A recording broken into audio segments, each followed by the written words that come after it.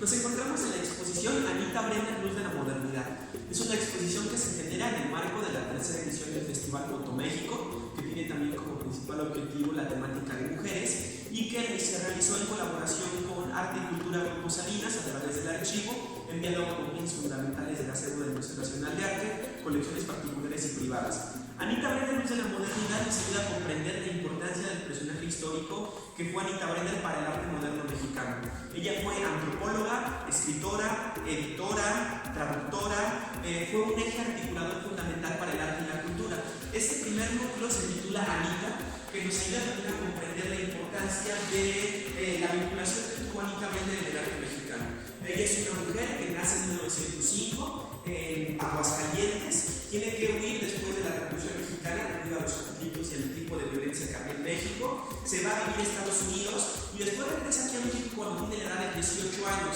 A su regreso se vincula con personalidades importantes como Diego Rivera, Frida Kahlo, Concha Michel, Tina Modotti, Edward Weston. Sobre ello, estas fotografías son muy importantes porque son fotos inéditas de la fotógrafa italiana Tina Modotti que realizan sobre Anita Brenner y que se encuentran en el archivo de Anita Brenner de Arte y Cultura Grupo Salinas. Estas fotografías son muy importantes porque ayudan a revelar la actitud estética moderna de una mujer, sobre todo de la década de los años 20. Anita Brenner, que se corta el cabello, que además tiene una actitud contestataria, el gesto y la mirada que refleja en la lente de Tina Modotti es muy importante. Recordemos que para la década de los años 20, inclusive vestir con pantalón de mezclilla no era bien visto por la sociedad. Anita Brenner, Tina Modotti, Concha Michel, estas mujeres son las que empiezan a generar la ruptura, sobre todo también con una mirada crítica referente a su producción, tanto intelectual y la manera en la que se pudo vincular con todos ellos. Este núcleo nos ayuda a comprender la vida y obra de Anita Brenner en una cuestión sintética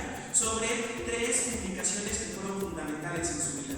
La primera es Idols Behind the Altars, Ídolos tras los altares, una publicación de 1929 que explicaremos más adelante sobre la influencia del renacimiento mexicano en su obra. La otra será El viento que barrió México, un libro que tiene la referencia directa con la Revolución Mexicana, y después una revista mensual que se titulará México Mismo, una revista dedicada para la promoción del turismo cultural, y la exposición es un gran recorrido por su trayectoria, por su participación y su interés como promotora cultural dentro del arte, la cultura, la fotografía en México y sobre todo también la concepción del renacimiento mexicano y la identidad de lo que constituye lo mexicano en la década de los años 20. Entonces les pido que nos acompañen para que hagamos algo.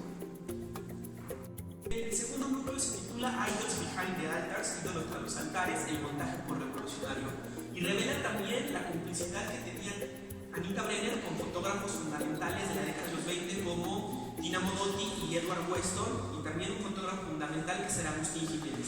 Este espacio nos ayuda también a comprender cómo se constituyó el libro de Idols Behind the Altars sobre fotografías de artistas importantes como Diego Rivera, una fotografía de Edward Weston, el mismo general Manuel Hernández Galván, fotografías de Adolfo Béz Mugar, también un intelectual dandy, artista de la década de los años 20, y también este elemento y este estilo fotográfico, no esta corriente artística que fue la nueva objetividad.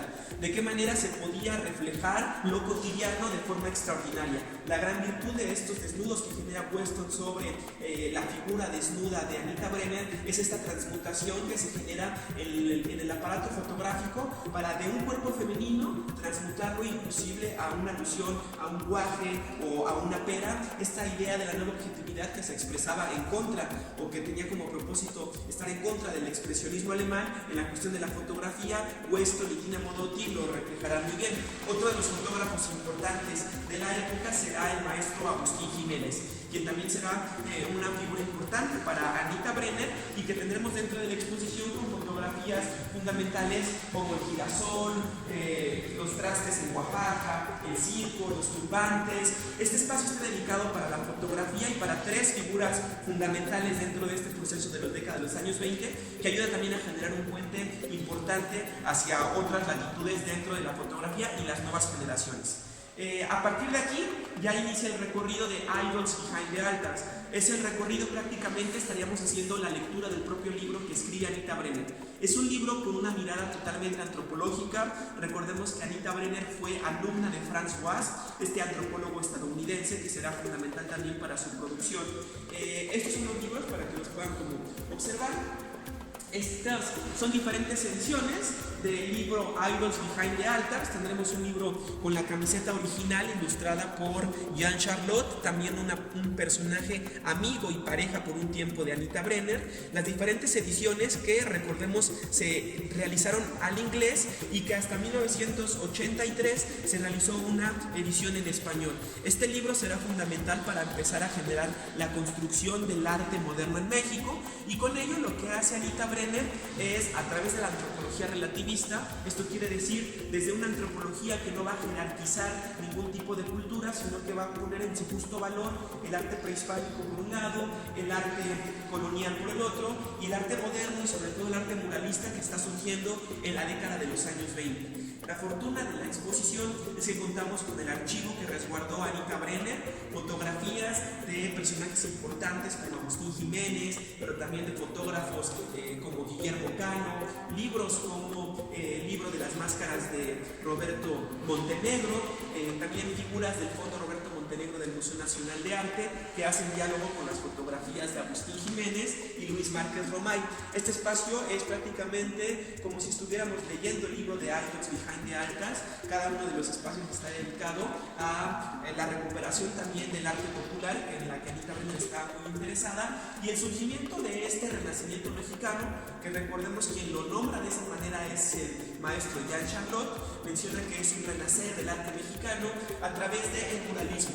Anita Brenner le dedica, dentro del libro Idols Behind the Altars, capítulos enteros a las figuras de Diego Rivera, a la figura de David Alfaro Siqueiros, a la figura de Jean Charlotte, a la figura de Francisco Goya y a la figura de José Clemente Orozco.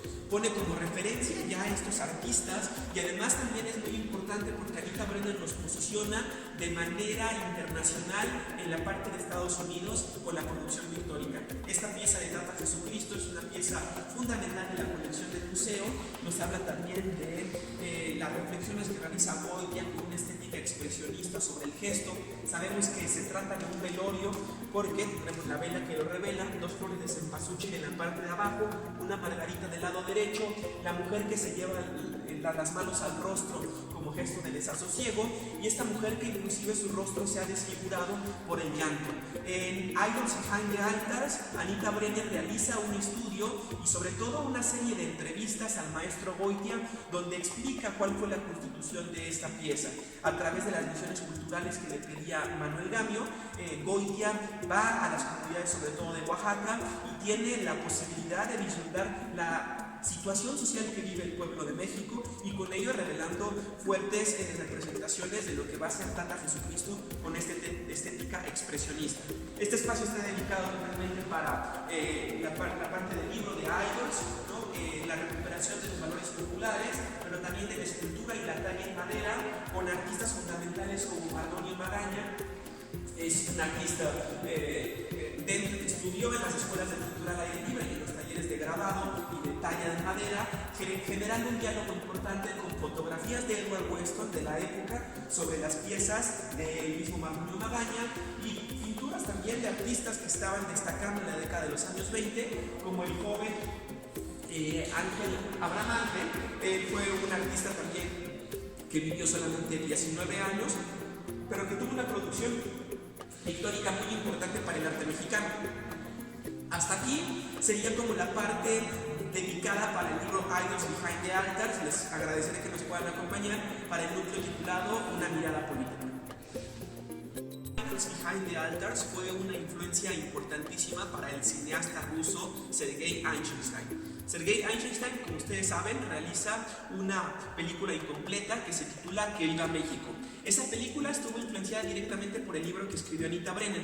Este espacio está dedicado para lo que decía Eisenstein, que su película era como un fresco en movimiento, haciendo alusión a los murales mexicanos. Tendremos fotografías del Fondo Liber de Bois, del Museo Nacional de Arte, sobre todo de fotos de Eisenstein. Esta es una foto muy bonita, donde tenemos a Sergei Eisenstein sentado y a un lado tendremos a Frida Kahlo y a Diego Rivera, figuras fundamentales de la década de los años 20. Este espacio, les comento, dedicado para la importancia del libro de Idols para la producción de la película de Querida México, que no se pudo llevar, que no se completó. Y nos pasamos a la parte de una mirada política. Anita Brenner tenía también una relación importante con León Trotsky. Es también una de las figuras que consigue que León Trotsky pueda venir aquí a México.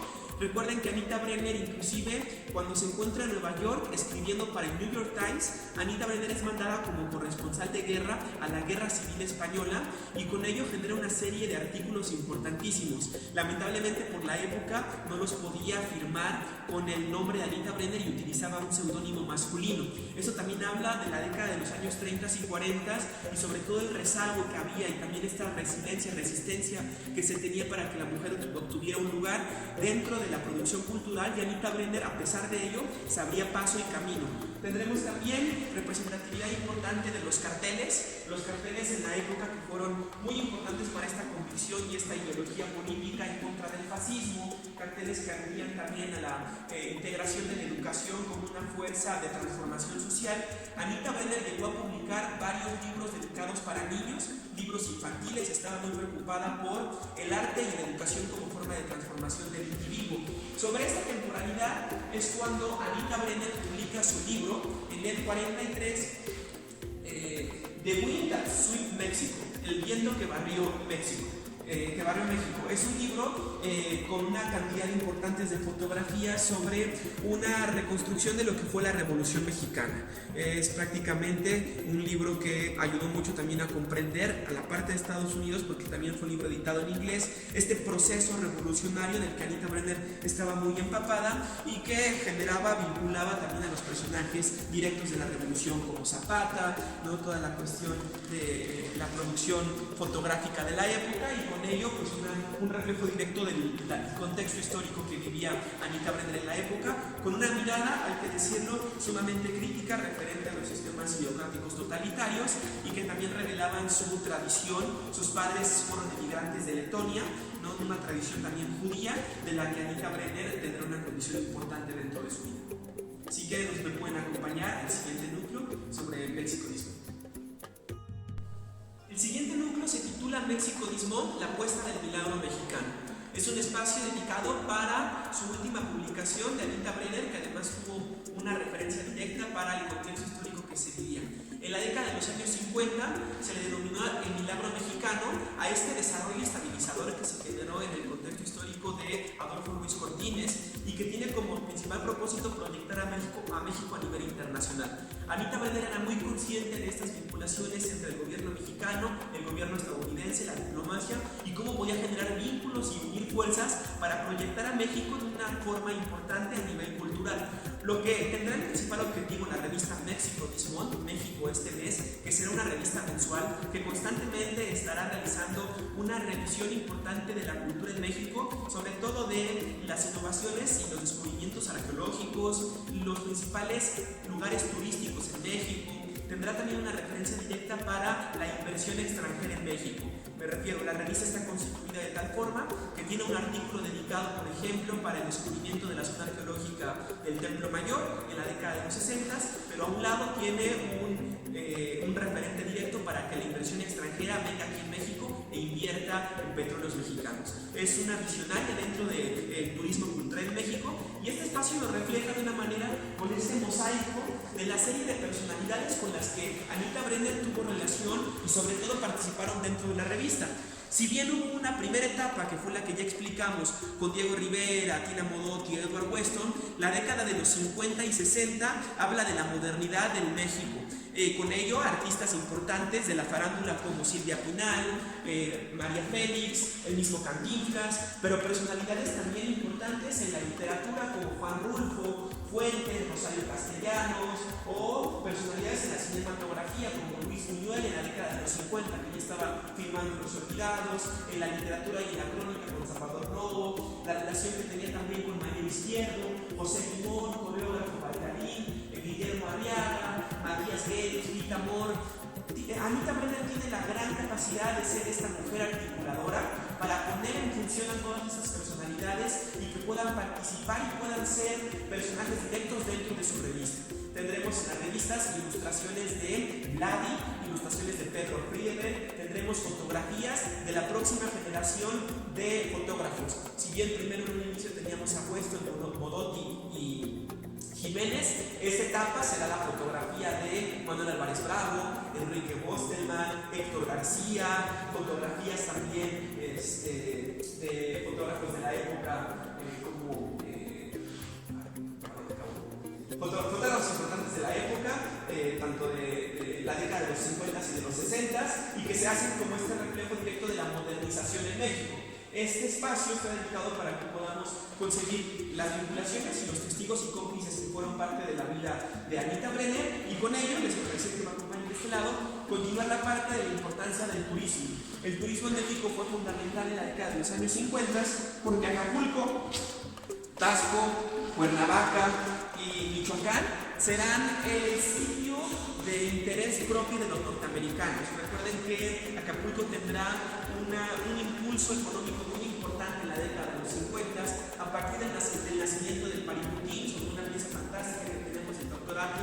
Hay una intención muy importante por parte de los norteamericanos por conocer estas innovaciones, la importancia del arte popular. Los personajes como los alfareros, como los plateros, son muy importantes para Anita Brenner porque los posiciona en su justo lugar y genera también una posibilidad de vincular el turismo, la indumentaria, el cuerpo, la moda, la década de los años 60, donde también hay una recuperación de los valores del arte popular y prehispánicos para la moda. Tendremos diseños de Pedro Loredo, por ejemplo, que serán un referente en los años 60, fotografías importantes de Tarso, de Cuernavaca. Dentro de la revista también será muy bello que podamos conocer los procesos de edición que se generan en la revista.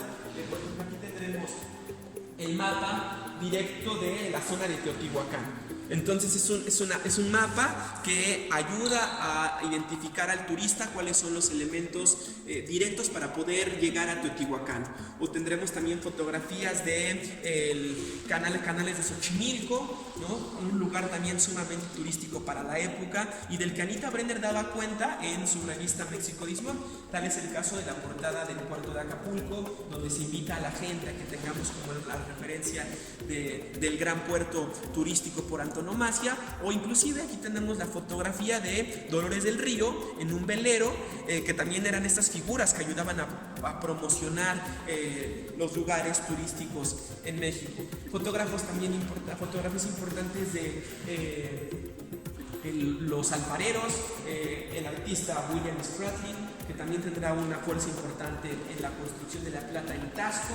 Y esto es muy importante para ir cerrando ya esta parte de Anita Brenner, que es el último núcleo. Ella se convierte en una visionaria del turismo cultural, pero que además tiene la posibilidad de entrar y salir en dos contextos históricos totalmente diferentes. El contexto bucólico, el contexto rural, del ruralismo mexicano, de la recuperación de los valores populares, pero también el contexto de la modernización de la década de los años 50 y 60, sobre las construcciones, por ejemplo, de Tlatelolco, las construcciones de la Torre Latinoamericana. Anita Brenner sabe muy bien vincular ya esta nueva modernidad que surge en México, la abraza muy bien y tiene una producción de esta revista mensual que ayuda a generar una plataforma importante económica y sobre todo cultural en México a través de participaciones de artistas como Matías Geritz, Pedro Friedeberg, fotógrafos como ya lo dijimos, Manuel Álvarez Bravo, Lola Álvarez Bravo, Katy Horna, la misma Lola Álvarez Bravo. Entonces esto ayuda también a generar como es un personaje que es fundamental para la historia del arte mexicano y que la exposición ayuda a ponerla en su justo lugar para recuperar y revalorizar como la importancia que tiene Anita Brenner en México. Pues ojalá que puedan venir a visitarla y les agradecemos que hayan escuchado.